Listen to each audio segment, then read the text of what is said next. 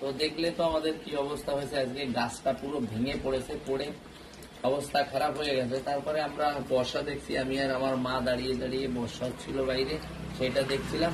আর এখন আমরা কি করব, বেলগুলো ছিঁড়বো। চলো মা দাঁড়াও, আমি একটু বেলগুলো ছিঁড়ে নিয়ে আসি।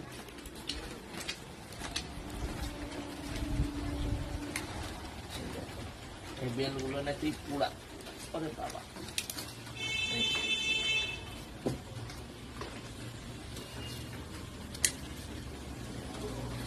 কত বেল।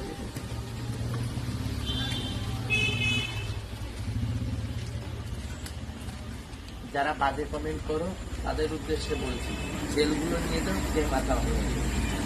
তো চলো এইটা ফেলে দিয়ে আসি।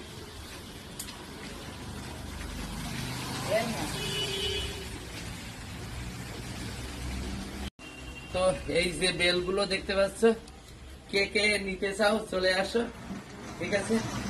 তো চলো এগুলো রাখি।